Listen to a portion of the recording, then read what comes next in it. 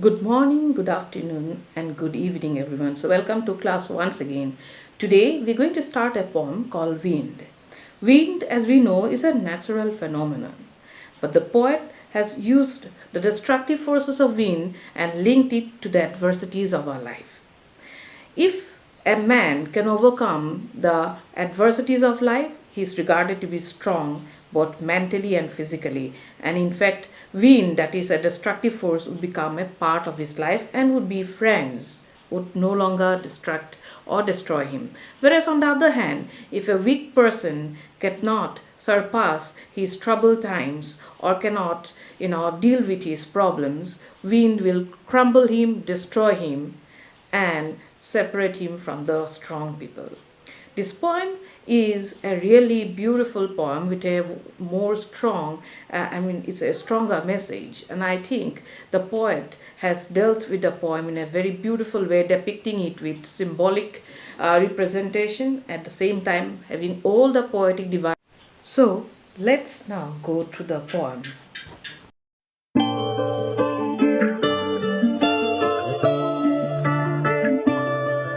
Wind by Subramania Bharati, translated from Tamil by A.K. Ramanujam.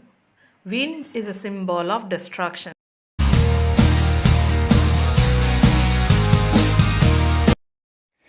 Central idea or theme of the poem.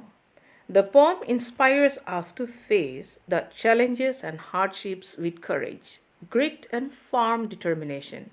Wind is a symbol of problems and obstacles which are to be dealt without fear.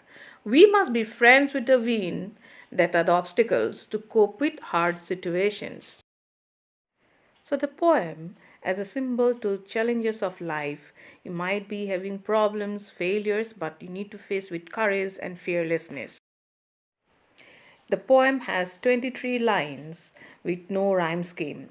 It has got all the poetic devices, personification, alliteration, metaphor, symbolism you need to find out in the poem. Wind. Wind comes softly. In the first line, the poet asks the wind to come softly. Don't break the shutters of the windows. He then asks the wind not to break the shutters of the windows because the shutters are a kind of protections against the bad weather outside. Don't scatter the papers, don't throw down the books on the shelf. Being a writer, he did not want his books and papers to be thrown out of their shelf and get disorganized. There, look what you did. You threw them all down. You tore the pages off the books.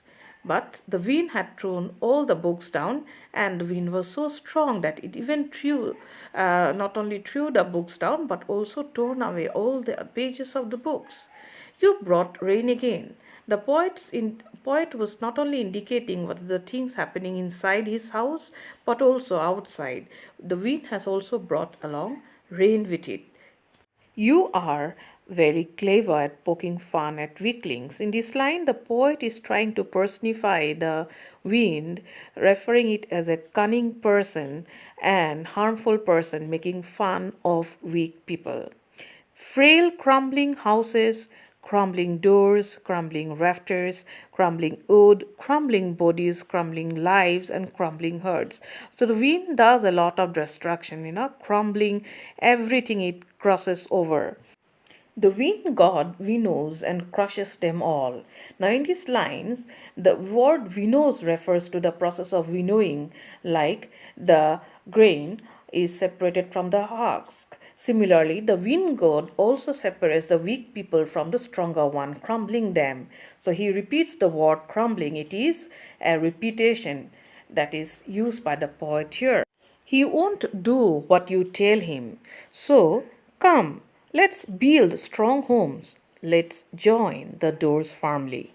In these lines, the poet has now stopped talking to the wind, but instead he is now talking to the readers, appealing the readers to now be strong and build a strong home so that no storm or wind can penetrate and destroy or destruct them. So he is in a way now understood that wind would not be listening to anybody, would do whatever it likes. Practice to form the body. Make the heart steadfast.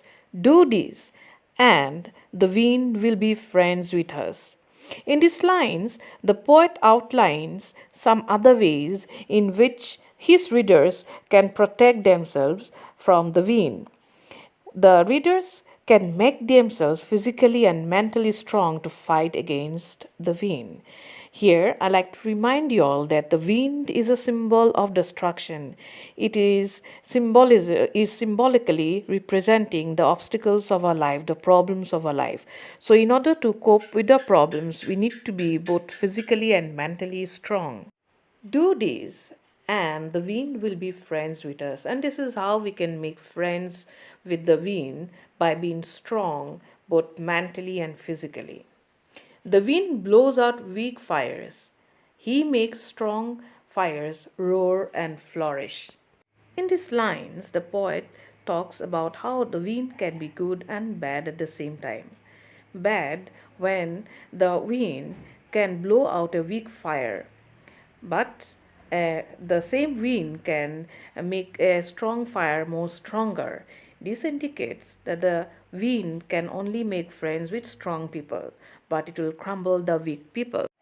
He not only accepts the friendship of the wind, but also acknowledges that it would really help him to increase his strength and make his life more meaningful and strong. His friendship is good. We praise him every day. In the last lines, the poet is seen to address the wind in a very different tone. He also appeals to all to sing songs of praise to the wind god and make him a part of our. To make winds a part of our life? Yes, to make winds our friends. Wind, as we know, is a symbol of destruction in the poem. Destruction here refers to the adversities of our life. If an individual can overcome the adversities of life strongly, he would emerge strong and would never be outwitted or crumbled by any destructive forces. So he would become a strong individual. So that's a beautiful message in the poem. I hope you read the poem and go through different materials and try to find out all the poetic devices in the poem. Thank you. So children, try to complete this exercise that I am giving you all. Try to do it and complete it and submit your assignment in the class.